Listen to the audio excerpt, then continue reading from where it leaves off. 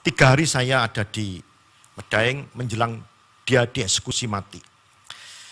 Pak Yo, saya jangan ditembak.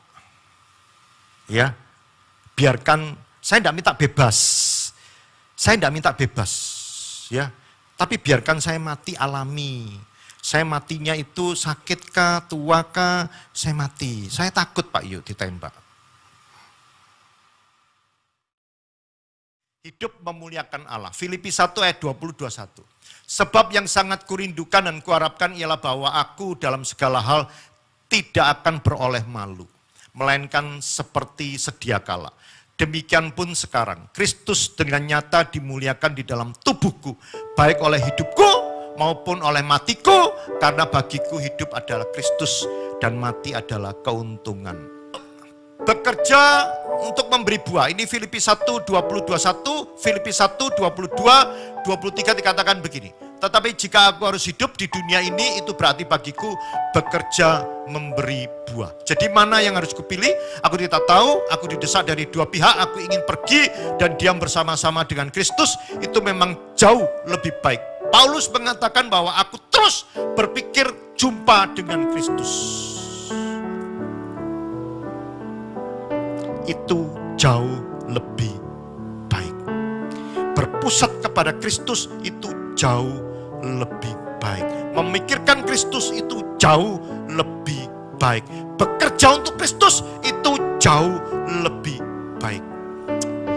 Ada orang-orang yang berpikir tentang Kristus dan orang-orang yang tidak berpikir tentang Kristus kayak mereka. Tidak apa-apa. Tidak apa-apa. Ukuran kaya itu diukur dari mana? Orang punya motor atau orang punya mobil. Orang punya mobil 1 dengan orang mobil punya 2. Orang mobil 2 dengan orang mobil 3. Tidak bisa. Orang mobil 2, orang mobil 3 masih ada orang yang punya heli. Ada orang yang punya pesawat, ada orang yang punya jet. Ada yang punya kapal pesiar, ya sudahlah. Mau ukurannya sampai di mana?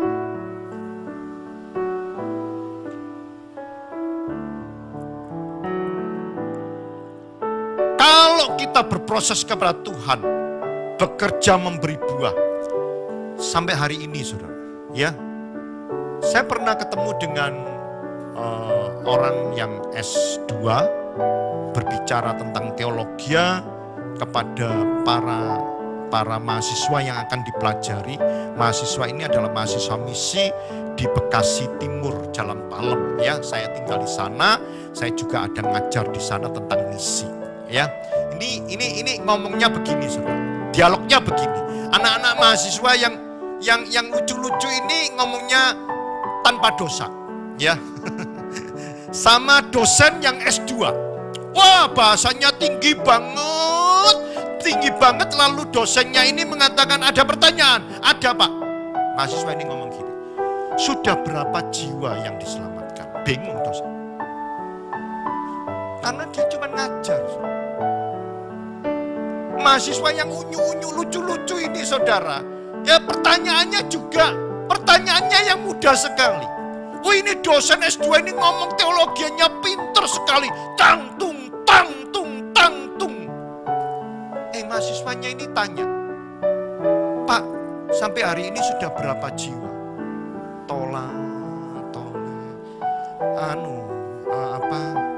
Saya kan cuma ngajar.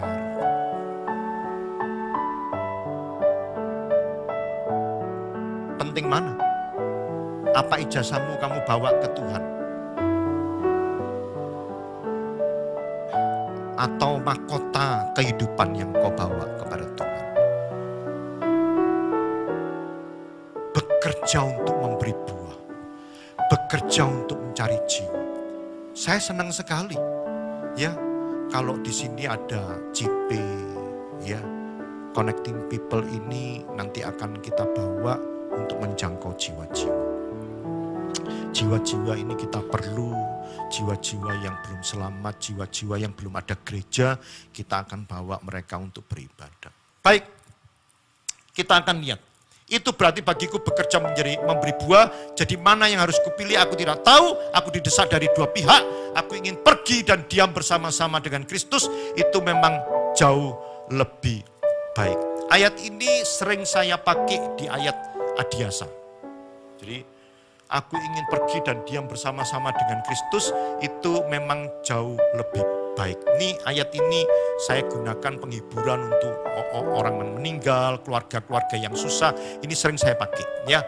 Jadi pergi kepada Tuhan atau menghadap kepada Tuhan, center kepada Dia, berpusat kepada Dia, itu jauh lebih baik. Amin.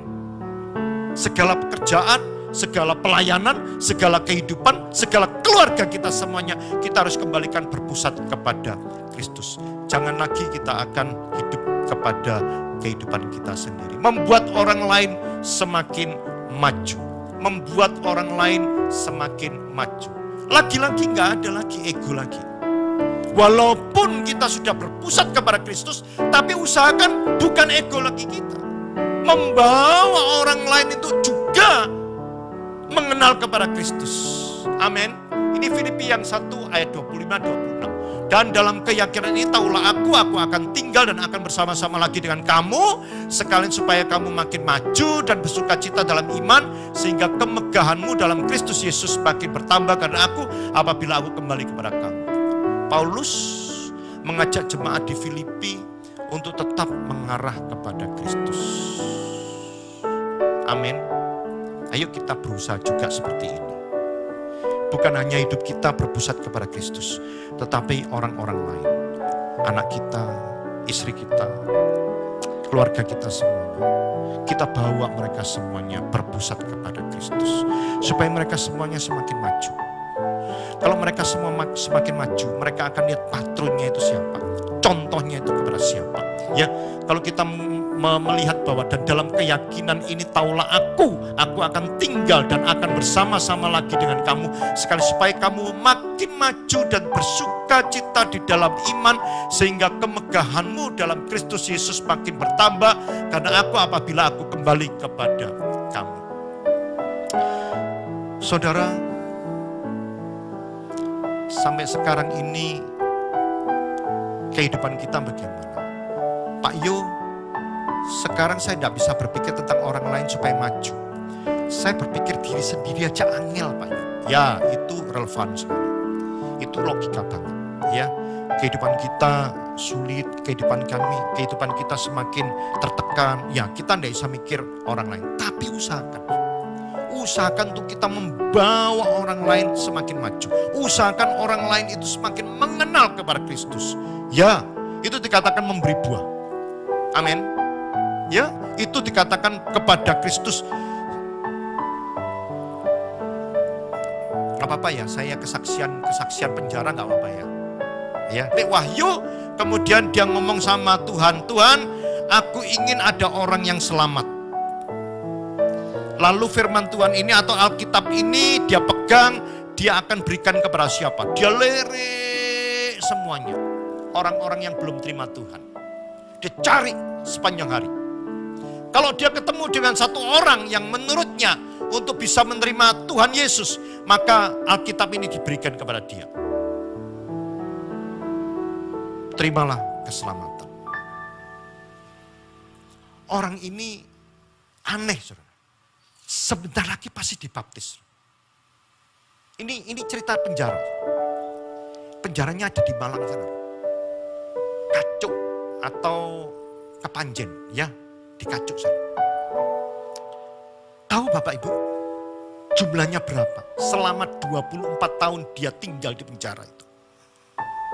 Orang yang dibaptis gara-gara dia baca kitab Kejadian sampai Wahyu, kemudian dia tutup Alkitab yang baru dibaca sama dia, lalu dia cari orang-orang yang belum mengenal Tuhan, dan dia kenalkan, terima Alkitab ini. Kamu pasti terima keselamatan. Tidak sebentar, tidak lama lagi, pasti orang ini dibaptis. Aneh ya? Berapa jumlahnya? 20 jiwa. Selama 24 tahun. Mungkin saya bisa mengatakan setiap tahun dia dapat jiwa satu. Saudara, apakah dia pulang ke surga membawa dosanya? Dosanya sudah dipikul di kayu salib oleh Tuhan. Dosanya sudah dibayar oleh Tuhan. Dia pasti pulang ke surga, dia membawa mahkota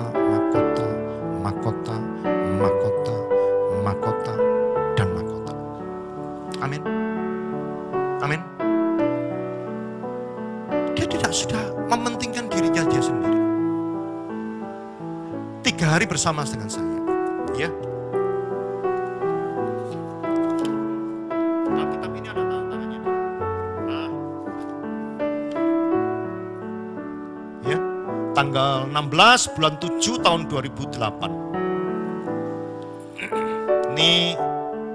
Ini ucapan dia terima kasih membimbing saya. 3 hari saya ada di Daeng menjelang dia dieksekusi mati. Pak Yo, saya jangan ditembak. Ya, biarkan, saya tidak minta bebas. Saya tidak minta bebas. Ya, tapi biarkan saya mati alami. Saya matinya itu sakit kah, tua kah, saya mati. Saya takut Pak Yo ditembak. Ya, saya tidak mau ditembak Pak Yo. Saya takut. Saya katakan begini sama Ibu Sumiarsi. Bu, orang semua mati itu loh gak ada tanggalnya. Gak ada waktunya. Ibu ini loh spesial. Kok bisa Pak Yo? Iya spesial. Ada jamnya, ada tanggalnya. Ada harinya. Terus ya kalau saya ya dandan ayu Bu menghadap Tuhan. Kalau saya jadi ibu, saya persiapkan diri saya dengan iman saya, dengan sukacita saya pulang ke rumah Tuhan.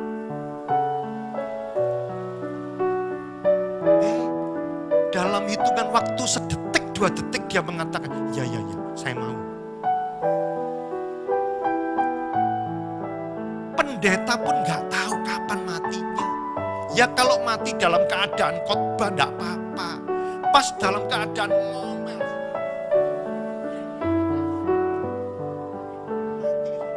Gak ada dosa toh.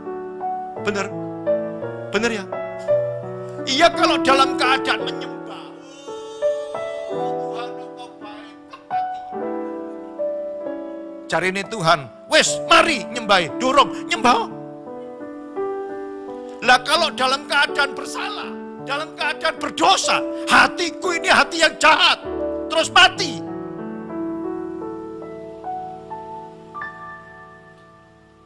Cari ini Sumiarsi saudara. Ya saya mau. Hari ini kita mengampuni. Besok kita minta ampun. Besok kita perjamuan kudus, malamnya ibu ditembak. Mau. Jadi 1 hari itu dia melepaskan pengampunan. Besok saya datang lagi minta ampun. Oh Tuhan, minta ampun. Minta ampun Tuhan, minta ampun. Hari yang ketiga urapi, penuhi dengan kuasa-Mu Roh Kudus. Kemudian malam-malam dia diambil, dikasih jubah hitam dengan tanda putih di sini. Putihnya buder di sini. Terus dia ada lubang matanya, jadi kain hitam gini, pakai jubah hitam gitu, sininya ada tanda tembak. Jadi putih ini kayak spotlight gitu, kalau malam gitu dia terang. Dia diborgol, kemudian dia berdiri, dia nyanyi Allah kuasa melakukan segala perkara. Saya gak tega, saya nangis jadi-jadinya. Saya gandeng dia dari bloknya menuju ke tempat mobil untuk eksekusi.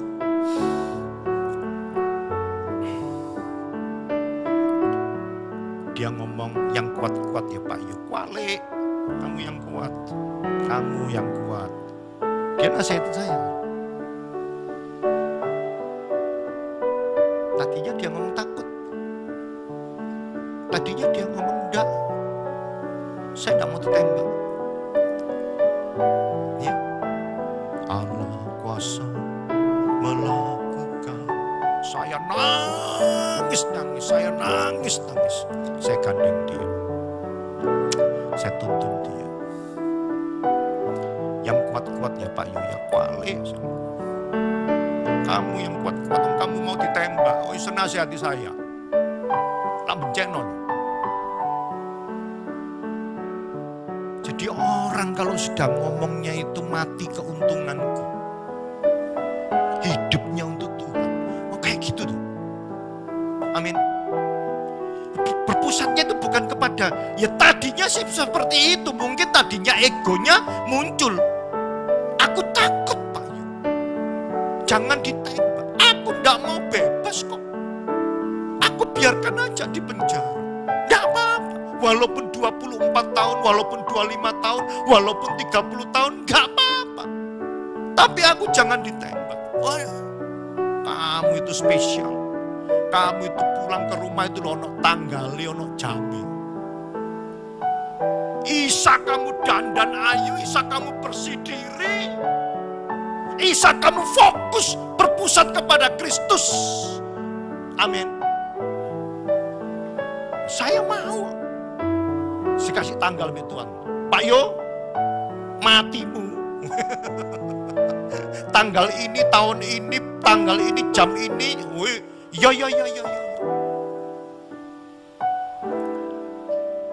Wah, saya persiapkan diri untuk menyembah mungkin ya. Bener ya. 3 hari loh. Kami ini tidak menyentuh. Kan di LP itu dikasih nasi kotak, dikasih kue. Terus Bu Sumiarsi ini ditensi. Tensinya diperiksa, kondisinya sama dokter sebelum masuk dalam eksekusi. Ya, diperiksa tensinya, top gitu. Kami tidak menyentuh. Kue kami tidak sentuh. Nasi kami tidak sentuh. Tidak, kami puasa. Kami cuma makan hosti sama anggur saja.